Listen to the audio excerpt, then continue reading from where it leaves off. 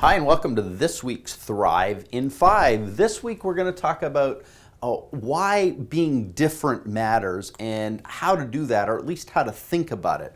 So the question that really comes into your clients or your prospect's mind when they're considering who to do business with is this: why should I do business with you? Why should I do it with you versus any other alternative available to me in the marketplace?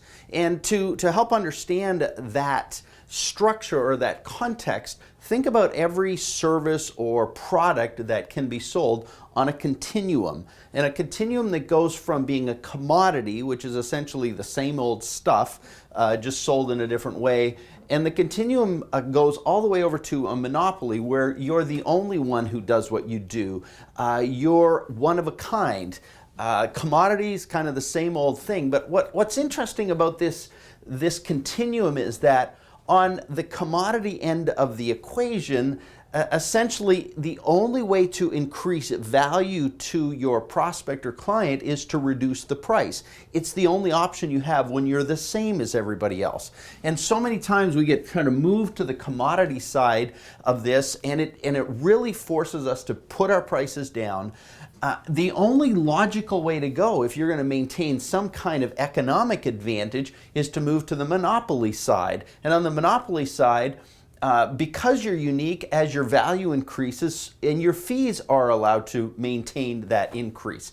So if you understand that, and you understand the question of why you, that your prospects and your clients are asking, you want to be moving this way all the time. So it's really, how do you be meaningfully unique? How do you do that? How do you ensure that you're really the first and only one who does what you do? Well, I've come up with 3 ways that I think are helpful to you to think about in terms of the way you offer your product, your services to the world. The first one is, can you offer a unique benefit that nobody else offers?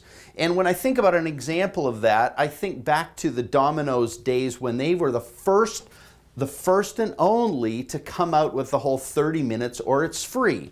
And the benefit they offered was so profoundly unique in the marketplace and meaningfully unique that it gave them monopoly capabilities in that environment. So their value went up and their price went up. The other alternative is to think about it in terms of a combination of unique benefits.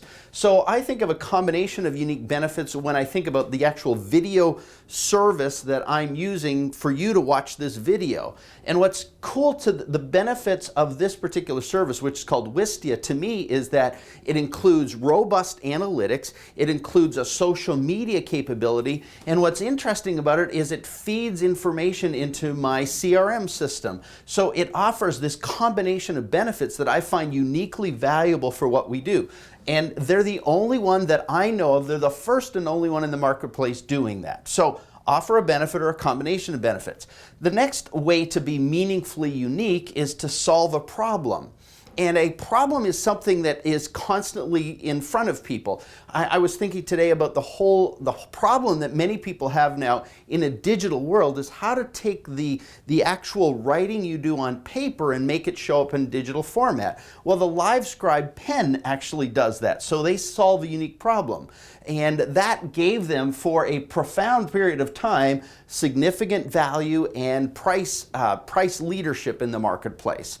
The other way to do it is actually to come up with a combination of problem solving. And in this particular thing, I think about Robitussin or many of the cough solutions on the marketplace. You know, there's the ones that solve your cough, your cold, your stuffiness, your chest congestion. And what they've done is packaged it in a unique way that all these different problems are actually addressed. And then finally, it's, can you provide enhanced value to a unique audience? And that's another way to be meaningfully unique. So I think in terms of a company that I've discovered just recently, which is a direct mail company that actually doesn't do traditional mailing, and so they take all the projects that nobody else wants. Now, that's ways to be meaningfully unique. The question and the thing you have to keep remembering is that gravity always forces towards commodity. So it's really important that you always consider that you've got to be doing this constantly. You can't be meaningfully unique the first time and not forever. You've got some great knowledge. Now go do something good with it. We'll talk to you next time.